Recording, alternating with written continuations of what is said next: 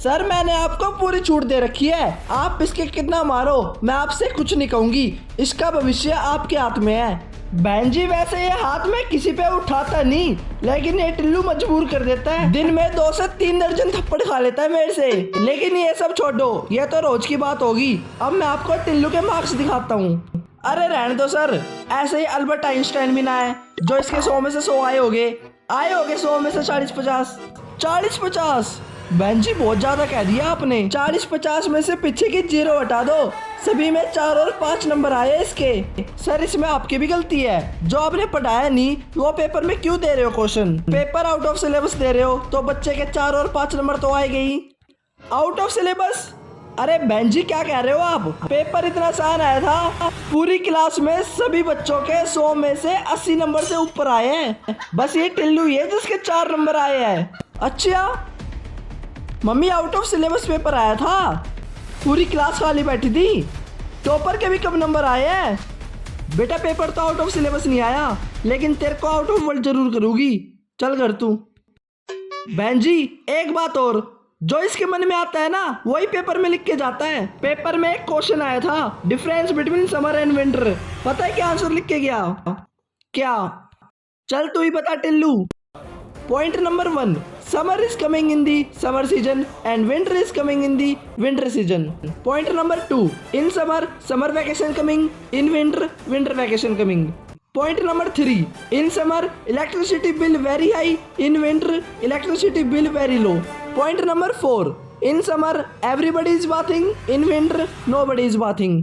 बहन जी जो ये आंसर दे रहा है ना, ये आंसर नर्सरी क्लास के बच्चे देते हैं। बहन जी इसका दिमाग नहीं चलता पढ़ाई में। सही कह रहे हो सर, पढ़ाई मेरे बस की नहीं है, मेरे स्पोर्ट्स बस की है, मेरे से गेम खिलवा लो। अरे स्पोर्ट्स में कब से इंटरेस्ट हो गया तेरे को? अरे बहन जी इसका स्पोर्ट गेम तो पूछो कौन सा है? कौन सा?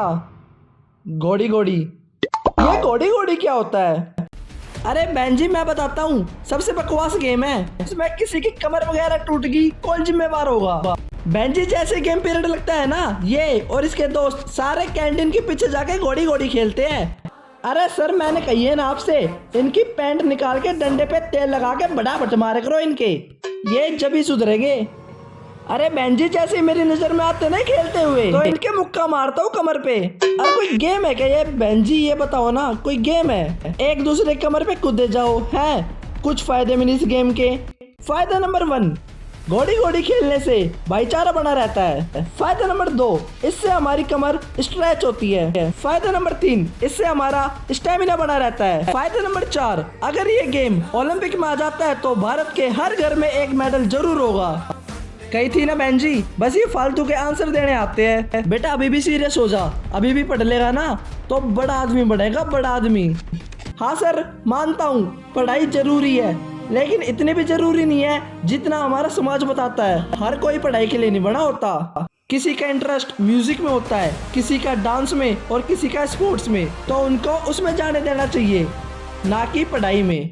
शुरू से ही हमें यह बताया जाता है कि जितने अच्छे नंबर लाएगा उतना ही बड़ा आदमी बनेगा, लेकिन सच्चाई तो ये है सर, वो नंबर हमारी असली जिंदगी में कई काम नहीं आते।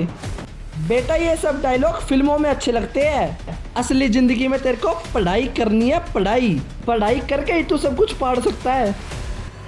अरे सर ये कुछ नहीं पढ़ सकता, बस ये पढ़ सकता है। एक बात और सर, मेरा नंबर आप ग्रुप में ऐड कर लो, कोई भी मैसेज आते हैं ये मेरे को दिखाता ही नहीं है। वो तो आज मैंने पढ़ लिया कि आज पीटीएम है, जब जाके आ गई, नहीं तो ये कभी नहीं बताता कि आज पीटीएम है।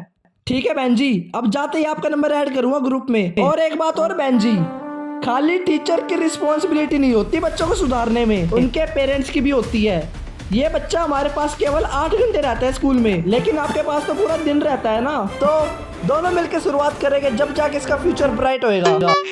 सही कह रहे हो सर, मैं भी ध्यान दूंगी, और ऐसा ध्यान दूंगी वो तो इसको घर जाके पता चलेगा।